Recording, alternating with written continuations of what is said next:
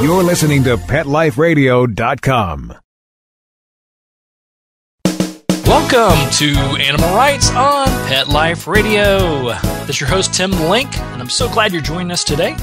My guest today is author and distinguished scholar, Laura Caldwell.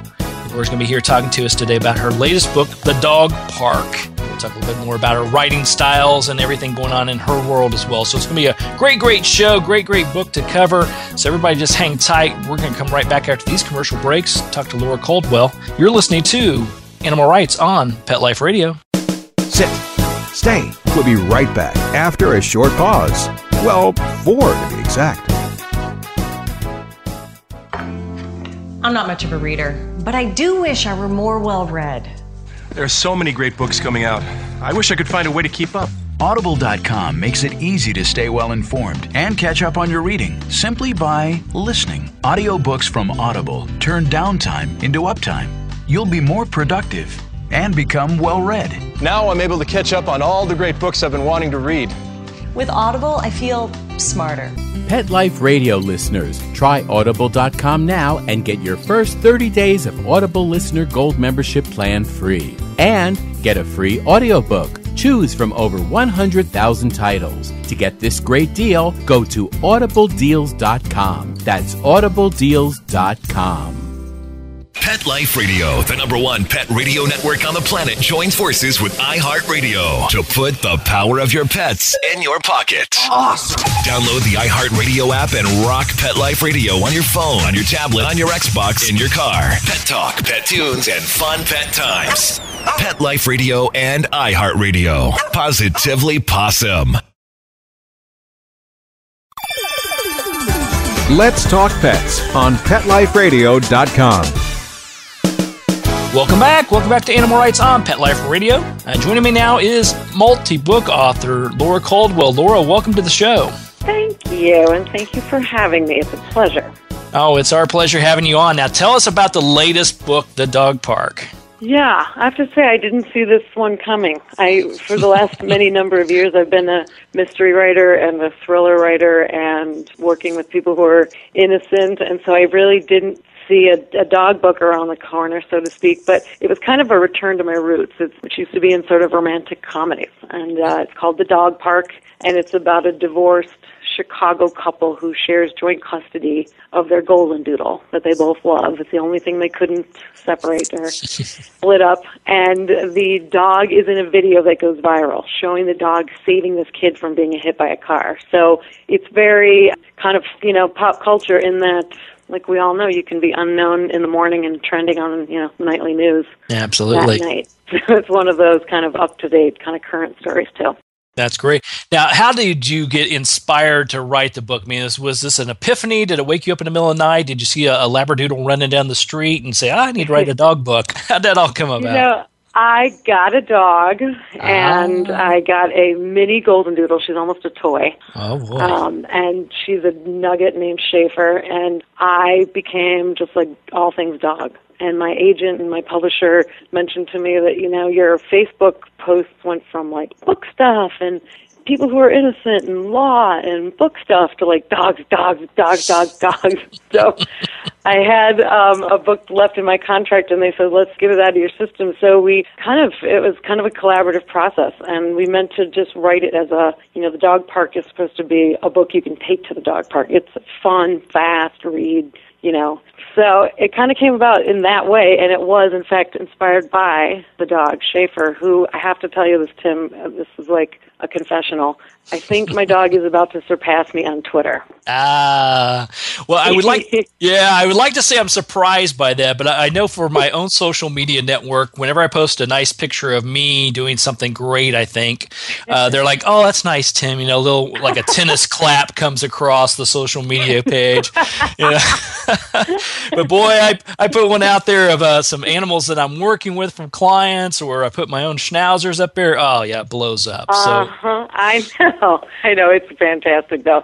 But it is funny because, in the book, the dog becomes, like, suddenly sort of famous. And this couple is thrown back together because their dog that they share is now, the mayor wants a picture of the super dog, as they call him, and she's, designing leashes. And so it is art imitates life, imitates art, I I guess, sometimes. Yeah, absolutely. Well, then tell me, with now that Schaefer's in your life, how has your life changed? Not only from having to raise and get used to a dog in your life, but what about from a social standpoint? You finding everybody wants to come up and pet the dog and talk to you now, or how's that changed? I feel like that was what was happening the whole time. It really, Schaefer kind of inspired the dog in the book, whose name is Baxter. It's just sort of a boy version of her. But she's always been that friendly little golden doodle who's been bopping up to everybody in the park already. And, she wins people over. So it just became, that was like sort of our norm. But that's what I loved about, getting the dog was everybody says it now, but it's so true. I knew my neighbors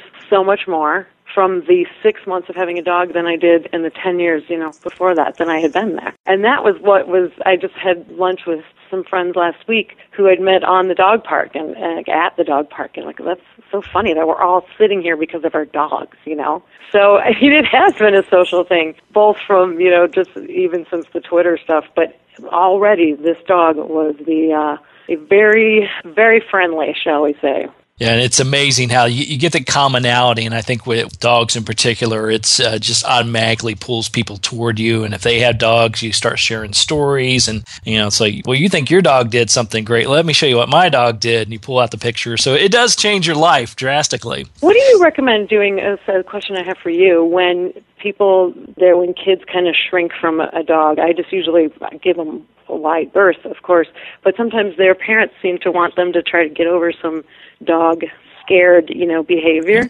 Right. And is there like a good way to sort of approach that situation? Yeah, the best way I know to do it is you put yourself in a neutral location. So we're talking about parks in general, not necessarily the dog park, but just an open park when Schaefer is on leash, for instance. And then when the parent is coming up with the child, turn Schaefer around the backside.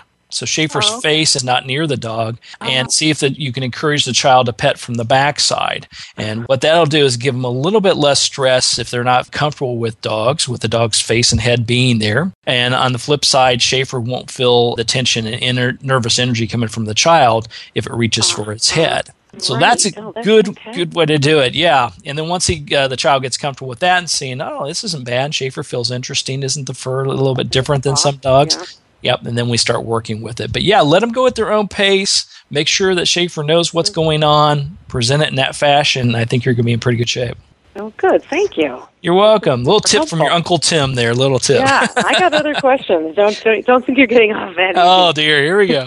No, that's fine. Well, then I have to ask you about your background, obviously. You're an attorney and now a distinguished scholar of residence at Loyola, your alma mater. How does that all come about? How do you, okay, I'm going to be a lawyer, and then you become a lawyer. It's like, no, I think I want to be a writer, and all of a sudden you write novels and mystery novels and nonfiction and, become world-renowned in your writing.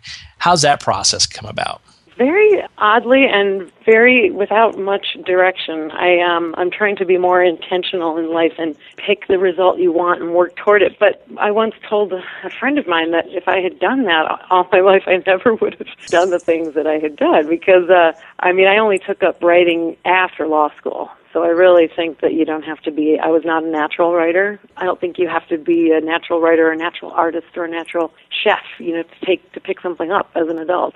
So that was what I did. I took writing classes just because I kind of wanted something more creative. I was a lawyer and I was practicing law and it was a lot of work and I just needed some kind of outlet. And so for 3 years, that was just the thing I did to be creative. And then I finished a book. I shopped it forever, didn't have any luck, and randomly met an editor at a writers' conference, and she would later buy 7 books from me. So ultimately, a little networking never hurt. And the fact that I had passion for it meant that by the time I met that editor, I was working on another one. I had finished Burning the Map, and I'd shopped this book about a girlfriend's trip that changes this whole life of this woman, from her friends to her family to her love relationships to her professional. And so it changes everything for her. And I was already, though nobody was interested, so I went on and I was writing something else. And I was already thinking about projects beyond that. So I think I was fortunate that I loved it because that's when I sort of pushed my foot in the door. I was a little bit ready to go, Yeah, and I would agree with you wholeheartedly, in the fact that, a lot of writers are natural born or have a love for it at the beginning, at a very early age. And some of us, like myself, we develop a little bit later in life and fine-tune our skill and our craft a little bit better as we go along. And I think you hit it right on the head also, the fact that, just the key is to write the book. Get it ready to go. Get it all ready to go. Get your proposal, get your manuscript ready, everything ready to go. And if it's not the right timing for that book, go on to the next one, because you never know when the right timing is going to be for the first one that you wrote. So true. I wish I had a dark, like Gone Girl type manuscript up my sleeves, ready for this. But I think you're totally right, and that's kind of how it ended up working, because by the time I found someone who was interested, that first novel about this backpacking trip to Europe it was in style all of a sudden then, because that was when the start of, they called it chick lit at the time, we just call it women's commercial fiction now, but it was the timing of that, absolutely. Because I had been sending it out there and people are like, it's good, but I don't know about young women, So it absolutely, and I think the timing has been perfect with the dog park too. Because, when you get a dog, everything's dog. When you're in love, everything's love, and vice versa with everything. But it's been such a perfect time. So many people are getting dogs, and there's just been such a, the dog pets on Twitter and pet videos. It's really been like a fun time to have this book out, Absolutely. I would agree with you on that. And it is that, like we said, the common denominator. There's more dog parks popping up, so it's a great social aspect of it as well. And of course, it's a great read. So you did a great job with the book. Thank you. I appreciate it. It was fun. It was fun after having, like I said, written mysteries and been focusing on some weightier things. It was, I wrote in dog parks. I took the Schaefer everywhere with me. Just had a total blast writing it. And I say, hopefully, hope that comes across, that it's because we're sort of planned it as just a really fun read. The dog park is a book you can take to the dog park. There you go. Well, I'm going to talk to you a little bit more about your writing styles and some of the plans and how you maneuver from one style to another. We're going to come right back to that after this commercial break. So everybody hang tight. We'll continue our conversation with Laura Caldwell after these messages. You're listening to the Animal Rights Show on Pet Life Radio.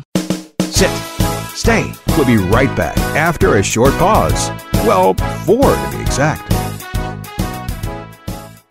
Hi, this is Tim Link, animal communicator and pet expert and host of Animal Rights on Pet Life Radio. Have you ever wanted to know what your pet is really thinking? Do you want to find out if they truly understand what you're trying to tell them? Ever wish you could build a better understanding and closer relationship with your pet? Well, now you can. Learning to Communicate with Animals is a 4-part on-demand workshop. In the workshop, you'll learn the essential techniques that are necessary to communicate with animals, including what is animal communication, breathing correctly to achieve the perfect state to communicate with your animals at a deeper level, using guided meditation exercises and method to communicate with animals, and how to send and receive information from your animals. So if you're wanting to learn how to communicate and connect with your animals at a deeper level, visit PetLifeRadio.com/workshop and purchase and download Learning to Communicate with Animals. You'll be glad you did.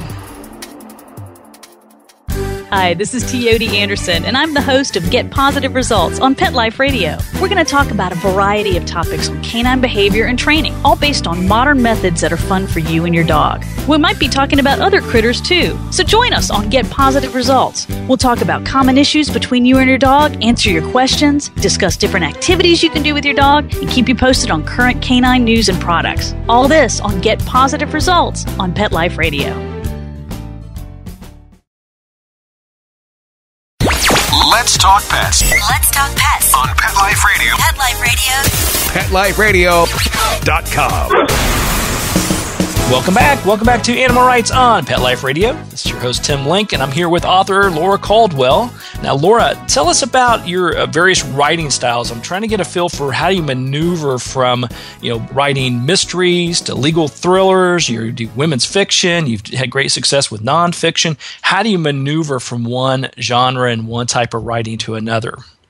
Well, I think it is difficult, and to be honest, this was fun to write, the dog park, but really, if there is any writing that's easy, and writing is not a particularly easy craft, but if there is any writing that's easy, to me, it was writing these Izzy McNeil novels. We have 6 out. The first was called Red Hot Lies, And it's about a sassy, red-headed lawyer who moonlights as a private detective. It's not me. It's like it's my avatar. It's my, like, the hotter, cooler, smarter me. But those were easy because it is, you always, as an author, the more you see these people that you're writing about as real and living, the more they come to life on the page. And when you stay in these characters' lives for 6 books, and I wrote them fast, we wanted to put them out, the first trilogy out, Red Hot Lives, Red Blooded Murder, Red, Right, and Dead. We wanted to put them out in one summer because we knew when people, like a character, they like to have more of those books. So those were the easiest. And the toughest to write was the nonfiction because it was about a murder trial that I had handled in the city here in Chicago. It's called, the book is called Long Way Home, A Young Man Lost in the System and the 2 Women Who Found Him. And it was about a young man who had been in a Cook County holding cell for almost 6 years without a trial. And my girlfriend had found him and taken on his murder case and ended up bringing me into it, and it was a very kind of crazy ride of a trial and of a friendship that sort of sprung up between all of us. So that was tough to write because it was emotional, because I was making Jovan, who, wanted to write the book, but I had to make him talk about his experience, which was exquisitely painful, and then I had to footnote everything, which just made it all the tougher. So, as to going back to your question of how do you maneuver from one genre to the next or one type of writing to the next. And I don't know, I think they're all kind of bleeding into each other a little bit. The dog park definitely has some mystery elements that I just could not weed out of my writer's quill, so to speak. And I think that came in even in the nonfiction book. We, wrote it to read like a thriller, even though it was about, a murder trial here in the city. So, I don't know if you do it too well, and maybe I'm not doing it as well as I'd like because they definitely, these components kind of bleed over. But then it's fun because then it becomes a craft and you're actually able to say, oh, you know what, I think I'm not going to do that right now. I'm going to save that for later. You get to see it with a little more skill. Yeah, exactly. I think it's good for a writer. Most of my work is nonfiction type, memoir type writing, but I do interview pieces and do some fiction pieces as well. And I think from a writer's aspect, though you may have a nice foothold in one type of writing, it's good to expand yourself and get out of your comfort zone and see if you can weave into something else. It's challenging, it's frustrating, it's scary as heck, but it's good to do as a writer. I agree. I totally agree. And it's kind of like when things are scary, that's usually an indicator it's probably a good thing to do. That's right. Yeah, that's right. Scared straight, I think, is the key. So when putting together the dog park, when you talked about it was fun, easy to do. Yes, it was a good book, Schaefer. It's the only, these are the only interviews, for this book. I'll never have another book out where it's okay for the dog to bark. That's right. That's right. We love them. We expect it. We're on the right track if we get a bark in the background, so it's good news. But putting together the book, did you find the flow of it being so easy that you had to cut out chapters and words and things of this sort because you're actually involved in this, or was it more of a character piece and you got in touch with the characters? What made this book flow and make it fun for you? Well, this couple is divorced because Sebastian, the ex-husband, is a journalist and he does a lot of work where he's embedded with the troops, and as a result, he can't talk about his work a lot. She didn't like that. It was one of the things that broke them up. And in the book, he is overseas on a trip when some of this stuff with Baxter the dog, Superdog, some of this video stuff hits. And I was doing a lot of research on investigative journalists, and particularly those people, like so many of them right now, who are really putting their necks out there to get information. And so that was really fascinating too. And that's where that kind of mystery kind of crept back in there, because it's so gripping what these, people the stories that the lengths they go to get these stories. So that for me was there were so many subplots in the dog park like that kind of had a life of its own. I almost could have kept writing, about those characters. So it's definitely the fun book with a charming golden doodle in it, and there's all these things, but there is this mysterious thread. So I think that's what kept driving it for me too. Yeah, and it's nice how you wove it all together. It really does, because it's it's more than just a relationship book. It's more than just a dog book. It really has some intrigue in there, and the characters really come out strong. So you did a good job with that. Thank you. I very much appreciate your kind words. That's exactly what we were going for. It's got to be character-driven ultimately, right? It has to be. Yeah. But then it also, I just like things to move. I read on a couple different devices now, and as well as in regular books. And I have less and less patience I like to, have some closure. Yes. So I need this scene to end or this chapter to end, please. So that's how I started writing it too. And it's easier to write like that, to be honest. That's funny you mentioned that, because I don't know if it's just our society. I call our society the 10-minute oil change society, and if it's 11 minutes long, then we're yelling at the oil guy, I think is what it is. But we've got so much access to such good material, and we can take it anywhere we want to go on all these devices. And I find myself that way. I want to read a lot of good material, but I want it, here it is, what is it, I enjoyed it, next. Let's go on to the next one. And I find myself writing that way too. Yeah, I know exactly. And we're only sort of feeding the beast, but people are so creative right now. There's so many good products, you know what I mean? It's just, there's a lot of good TV, there's a lot of great books out right now, there's just a lot of good stuff. And so you do fight, that as a reader, you have a lot of options. So when you're writing, from the author's standpoint, you do have to keep in mind that this is competing against a lot of other things. It's not just a lot of other books these days. It's a lot of other things, gaming and TV shows and reality shows. And I think we're going to see more of that, more of packages where people there'll be a kid's book, and then there'll be a movie, and there'll be a reality show, and there'll be a novel. And I think, the way it's going. But that will also allow people to maybe share what they're watching or reading. You know what I mean? That's right. Everybody has a voice, and you should be sharing it. And there's really no excuse not to get out there and write something or give your opinion on something or get your message out there. And I think you're right. As writers, there is. And I think as writers, we have to grab their attention and keep it any way we can. So it's a tough task, but it's a fun challenge as well. Yeah.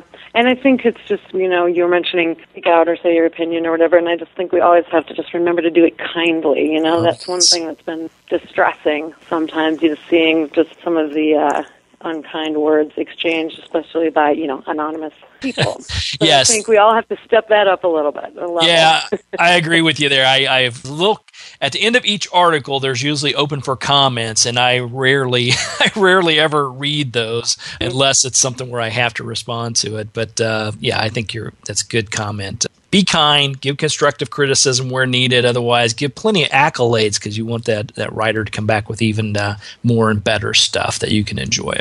Well put.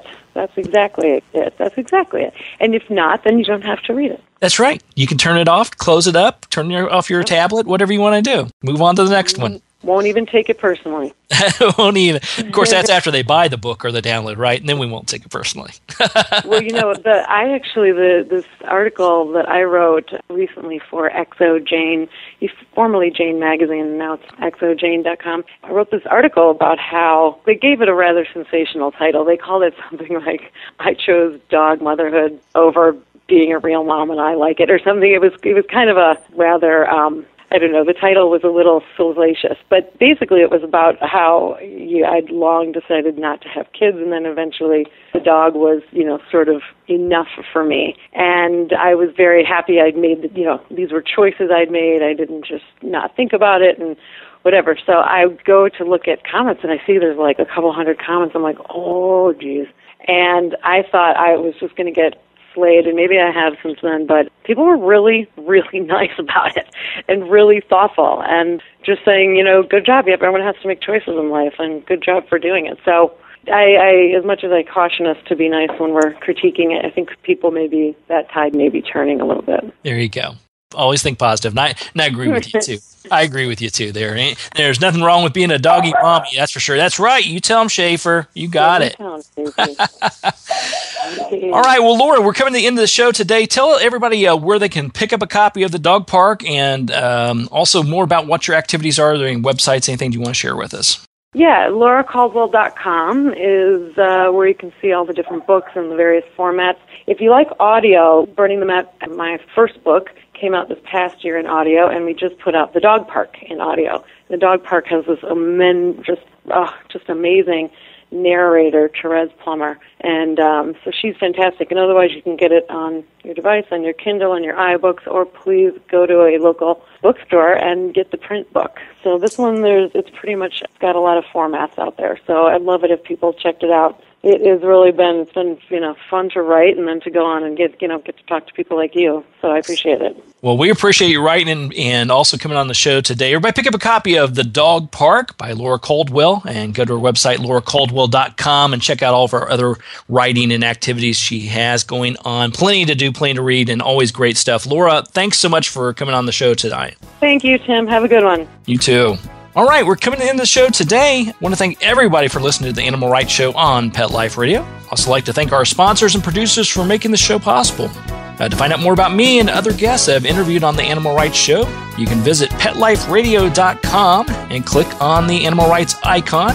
Download the episodes and listen to all the wonderful authors and writers that we have on the show. And while you're there, be sure to check out all the other wonderful hosts and shows that we have on Pet Life Radio. That's PetLifeRadio.com. If you have any questions, comments, or ideas for the show, you can email me. Email me at tim@PetLifeRadio.com, and I'll be glad to answer your questions, entertain your comments, and bring on the people you want to hear from most onto the show. So until next time, write a great story about the animals in your life. Share it in a blog, an article, or in a book, and who knows, you may be the next guest on Animal Rights on Pet Life Radio. Have a great day.